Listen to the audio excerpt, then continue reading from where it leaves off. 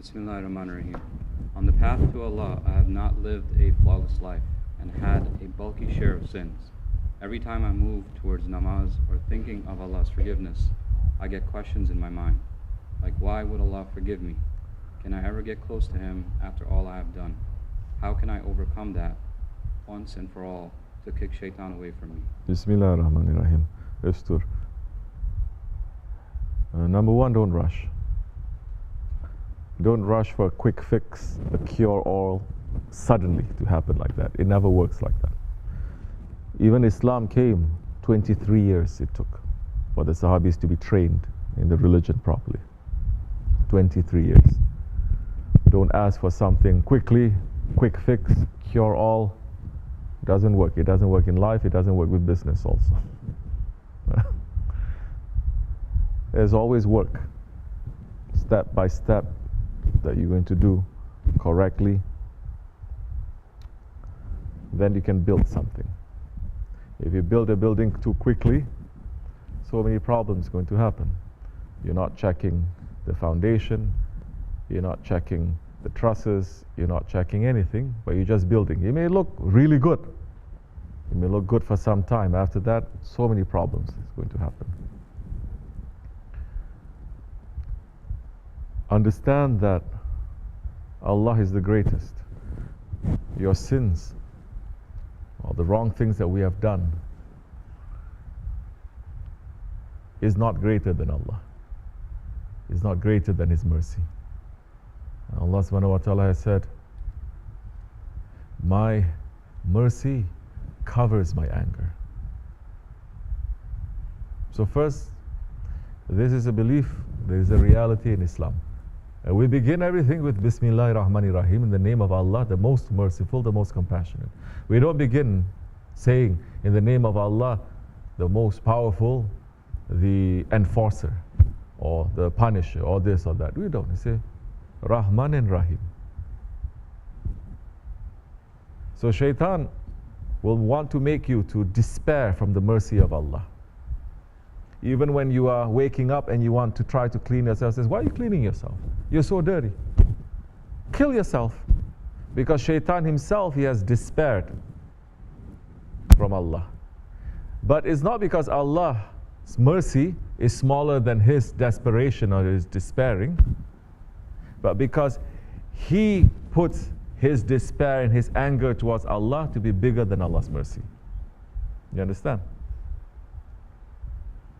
Allah is saying in that Hadith Qudsi, if you come to me, O son of Adam, with your sins as numerous, let's say, as everything that is on the sea, as numerous as the sands on the beach, on the shore, you will find me most forgiving. Don't put any partner to me.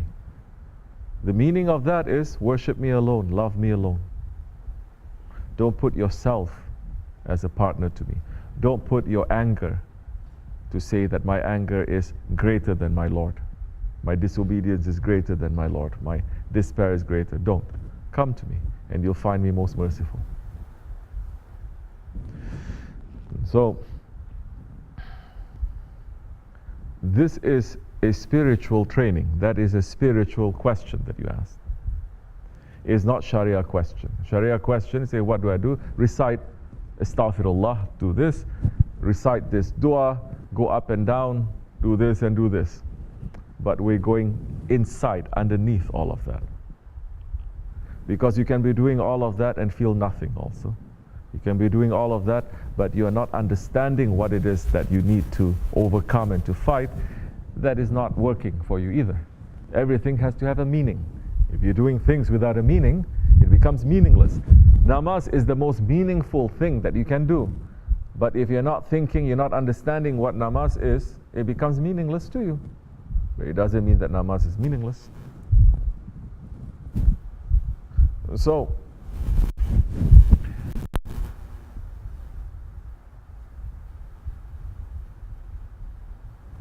Allah's mercy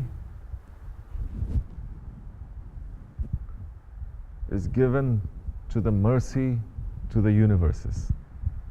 Allah's mercy is the Holy Prophet ﷺ.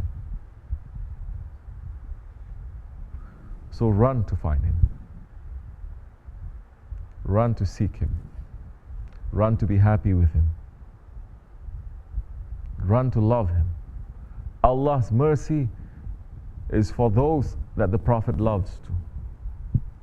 So run to them, and they will teach you Allah's mercy, and not look at your shaitan or your ego that is despairing, that is questioning Allah's mercy. Run to them, then they may teach you. Otherwise, you can go to 1,000 books or 1,000 videos, it's not going to help you much. It is always with another man. It is always, don't you see, even Allah's words. He could have just made a sound in the sky for everyone to hear. He didn't. He could have just sent a book to everyone. He didn't. He sent prophets, a man, always to come and to speak on his behalf. So run to those ones. And then slowly you'll be able to come back. Don't despair from Allah's mercy. The reason why you are coming back to Allah in reality is not because you are coming back to Allah, but because Allah is calling you. May Allah forgive us. Assalamu alaikum. As much as